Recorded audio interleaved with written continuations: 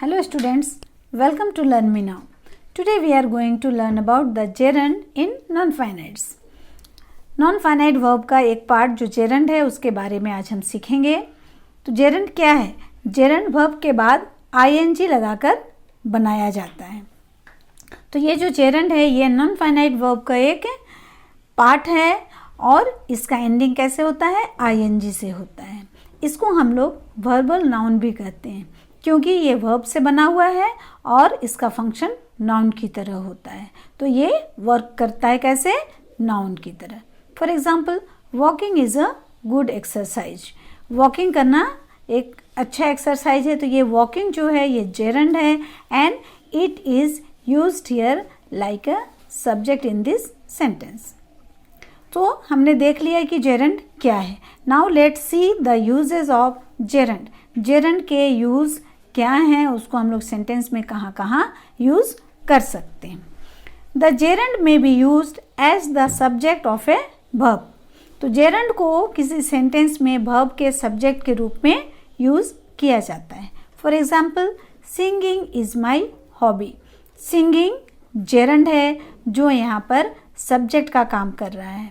Singing करना मेरी hobby है. इट जो वर्ब है उसके पहले कोई नाउन या प्रोनाउन नहीं लगा है, बल्कि हम देख रहे हैं कि एक वर्ब में आईएनजी लगा हुआ एक वर्ड है जिसको हम जेरंड कहते हैं. यही नाउन का काम कर रहा है. Next, as the object of a transitive verb. किसी भी ट्रांजिटिव वर्ब के ऑब्जेक्ट के रूप में भी जेरंड का यूज़ किया जाता है. हम सब जानते हैं कि केवल ट्रांजिटिव वर्ब का ही ऑब्जेक्ट होता है. For example, I like singing. मुझे गाना गाना पसंद है. लाइक जो वर्ब है उसका ऑब्जेक्ट है सिंगिंग जो एक जेरंड है और यहाँ ऑब्जेक्ट का काम कर रहा है. Next, as the complement of an intransitive verb. तो किसी भी इंट्रांजिटिव वर्ब का कोई ऑब्जेक्ट नहीं होता है. उसके मीनिंग को कंप्लीट करने के लिए जो भी वर्ड्स हम यूज करते हैं इंट्रांजिटिव वर्ब के बाद उसको कॉम्प्लीमेंट कहा जाता है. तो इंट्रांजिटिव वर्ब के कॉम्प्लीमेंट के रूप में भी जेरंड का यूज़ किया जाता है. For example, my aim is being a teacher. मेरा एम है टीचर बनना. Here being is the gerund and it is the complement of the intransitive verb is. तो इज का कॉम्प्लीमेंट का काम कर रहा है जेरंड.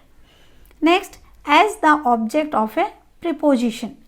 किसी प्रीपोजिशन के ऑब्जेक्ट के रूप में भी सेंटेंस में जेरंड का यूज़ किया जा सकता है.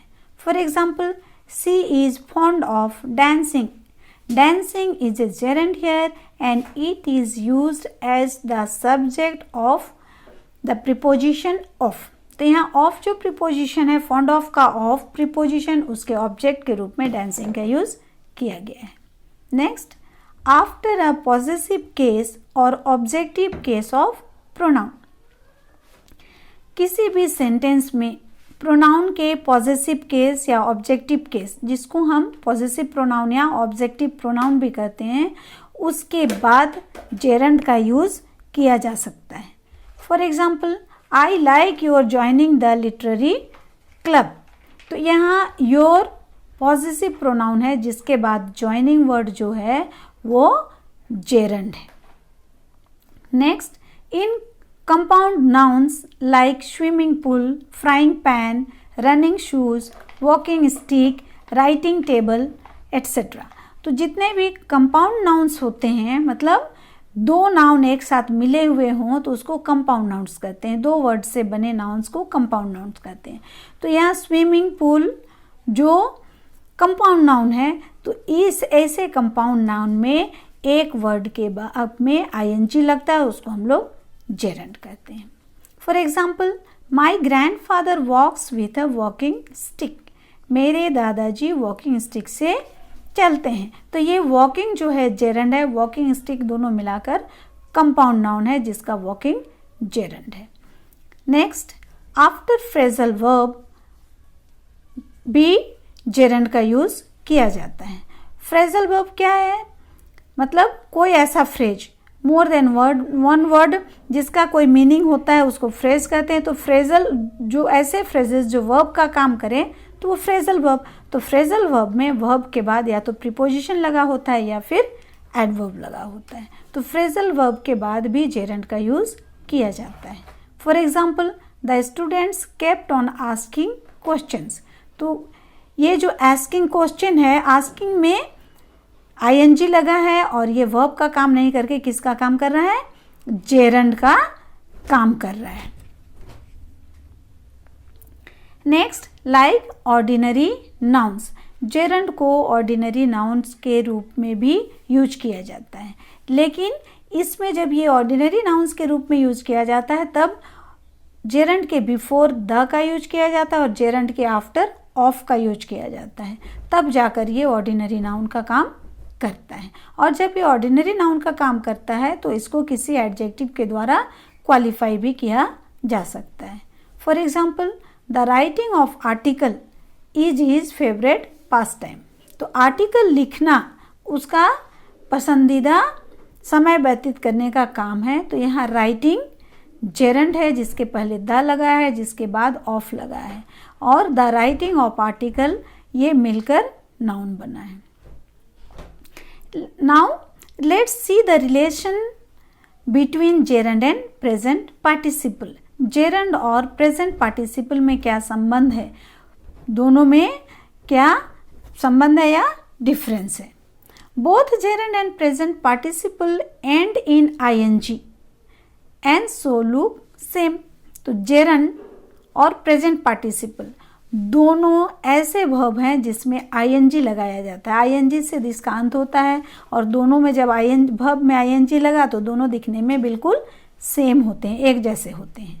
The gerund works as a noun as it is a verbal noun.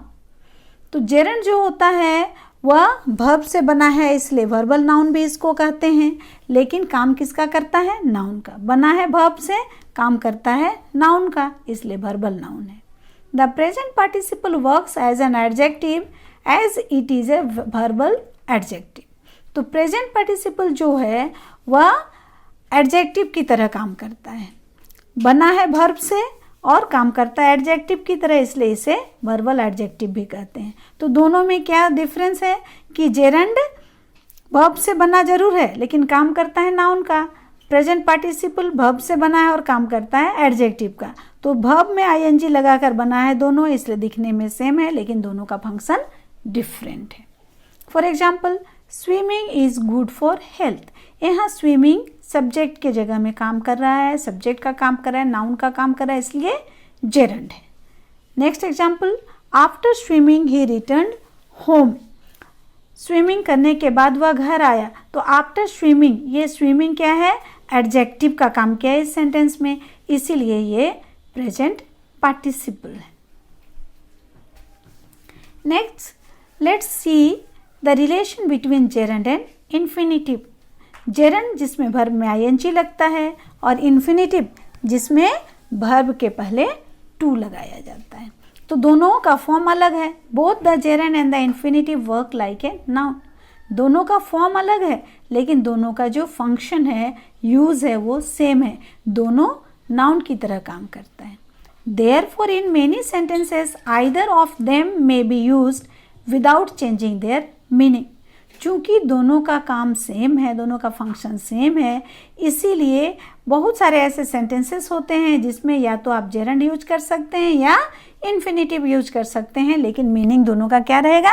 Unchanged रहेगा, सेम रहेगा। For example, I like reading novels. मुझे नॉवेल पढ़ना पसंद है। I like to read novels. मुझे नॉवेल पढ़ना पसंद है। तो दोनों यहाँ पर आप रीडिंग भी लगा सकते हो या टू रीड भी लगा सकते हो, आपके सेंटेंस का मीनिंग चेंज नहीं होगा, दोनों ही सेंटेंस करेक्ट होंगे। Next, after these verbs only gerund is use not infinitive. तो हमने देखा कि मेनी सेंटेंसेस, मैंने कहा था कि काफ़ी सेंटेंस में, बहुत सारे सेंटेंसेस में या तो आप जेरंड लगाइए या इन्फिनिटिव, लेकिन कुछ वर्ब्स ऐसे हैं जिसके बाद सिर्फ और सिर्फ जेरंड लगता है, इन्फिनिटिव नहीं लगता। For example, dislike, suggest, miss, finish, enjoy, avoid, don't mind, stop, etcetera. तो ये सारे जो वर्ड्स हैं, dislike, suggest, miss, finish, enjoy, avoid, don't mind, stop, ये वर्ड्स के बाद आप इन्फिनेटिव नहीं लगा सकते हैं। इनके बाद सिर्फ और सिर्फ जेरंड लगेगा। For example, I dislike watching horror movies. मुझे हॉरर मूवीज़ देखना बिल्कुल नापसंद है। यहाँ आप आई डिसलाइक टू वॉच नहीं कर सकते हैं, आपको आई डिसलाइक वॉचिंग ही करना होगा। इन वर्ब्स को आपको याद कर लेने हैं। सो स्टूडेंट्स, आई होप कि आप जेरंड के बारे में अच्छी तरह समझ गए कि जेरंड क्या है, इसके यूजेस क्या हैं, जेरंड का इन्फिनिटिव्स के साथ क्या रिलेशन है या जेरंड का पार्टिसिपल के साथ क्या रिलेशन है, ये आप अच्छी तरह समझ गए। अब कभी भी आपके एग्ज़ाम में जब फिल इन द ब्लैंक्स आएगा तो आप जेरंड को बहुत इजीली फिल कर पाएंगे। सो आपको ये वीडियो कैसा लगा इस पर कमेंट करें। अगर आपको वीडियो पसंद आया, यूज़फुल लगा तो इस वीडियो को लाइक करें, इसे अपने फ्रेंड्स, रिलेटिव्स के साथ शेयर करें जिससे कि वे भी इस वीडियो से बेनिफिशियल रह सकें। और अगर आज तक आपने मेरे वीडियो को सब्सक्राइब नहीं किया है तो आज इसको सब्सक्राइब ज़रूर से ज़रूर करें, जिससे कि इसके बाद के आने वाले वीडियो जो पार्टिसिपल का वीडियो होगा उसका नोटिफिकेशन आपको टाइम पर हो जाए। थैंक्स।